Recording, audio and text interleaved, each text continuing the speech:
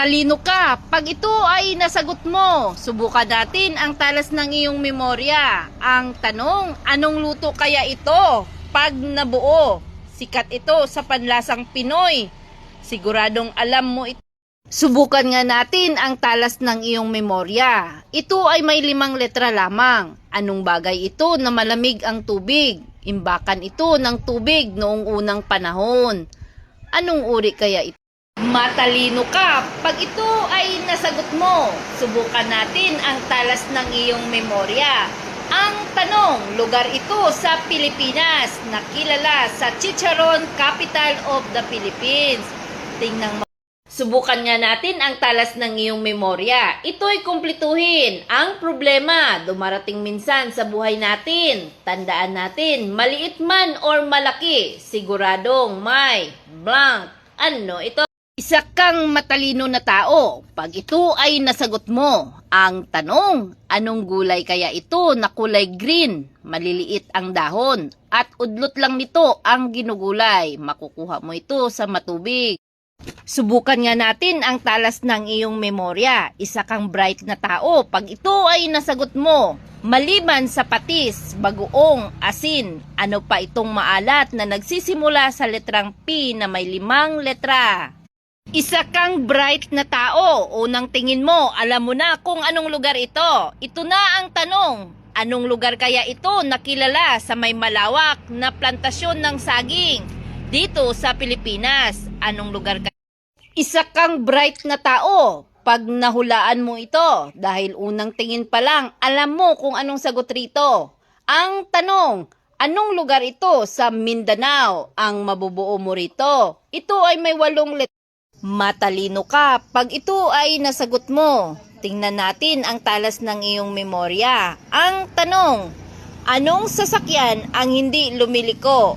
At ito ay may 8 letra. Ano ito? Isa kang bright na tao. Pag ito ay nasagot mo, subukan natin ang talas ng iyong isipan. Ang tanong, hindi puno, hindi bunga, pero pilit inaabot ng karamihan.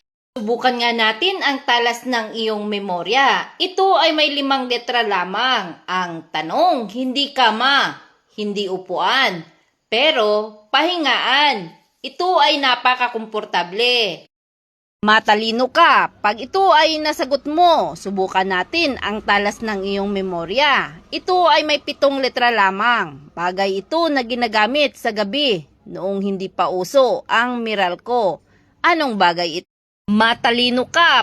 Pag ito ay nasagot mo, subukan natin ang talas ng iyong memorya. Ang tanong, anong salita kaya ang mabubuo mo sa mga letra pag pinagsama-sama? Subukan nga natin ang talas ng iyong memorya. Ito'y may 5 letra lamang. Ito na ang tanong. Hindi kama, hindi upuan, pero pahingaan. At ito'y napakakomportable. Ano ito? Subukan nga natin ang talas ng iyong memorya. Ito ay may 6 na letra. Ang tanong, kaibigan kong maraming ngipin, tagaayos ng damo kapag ito'y mahangin. Anong salita kaya ang mabubuo mo rito? Subukan nga natin ang talas ng iyong memorya. Ito na ang tanong, lugar ito sa Pilipinas na kilala bilang Chicharon, capital of the Philippines. Saan nga ba ito matatagpuan? Matalino ka. Pag ito ay nasagot mo, subukan natin ang talas ng iyong memorya. Ito ay may 6 na letra. Ang tanong, ano itong kapag ito ay nasira? Mahirap na itong ibalik kahit ikaw ay magmakaawa pa. Ano ito? Isa kang bright na tao. Pag ito ay nasagot mo, subukan natin ang talas ng iyong memorya. Ito na ang tanong. Ano ang nasa gitna ng bangin at hangin? Isa kang matalino na tao. Pag ito ay nasagot mo, subukan natin ang talas ng iyong memorya. Ito ay may 6 na letra. Ito na ang tanong. Hinila ko ang bagol, nag-ikot-ikot ang bagol. Matalino ka. Pag ito ay nasagot mo, subukan natin ang talas ng iyong memorya.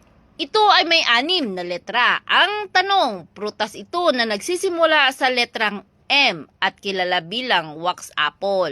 Subukan nga natin ang talas ng iyong memorya. Bright ka pag ito ay nasagot mo. Ang tanong, kung may 12 oras sa umaga at 12 oras sa gabi. Ang tanong, alin ang mas mahaba, araw o buwan? Matalino ka pag ito ay nasagot mo. Subukan natin ang talas ng iyong memorya. Ito ay may 7 letra lamang. Ang tanong, lugar ito sa Pilipinas na palaging dinadaanan ng bagyo. Matalino ka pag ito ay nasagot mo. Subukan natin ang talas ng iyong memorya. Ito ay may 10 letra lamang. Ang tanong, ano itong bagay na lumilipad, may buntot at sumasayaw sa hangin? Ano ito? Matalino ka pag ito ay nasagot mo. Subukan natin ang talas ng iyong memorya. Ito na ang tanong, ano ang nauna sa 4? Aso, pusa, manok, kambing? Ano kaya?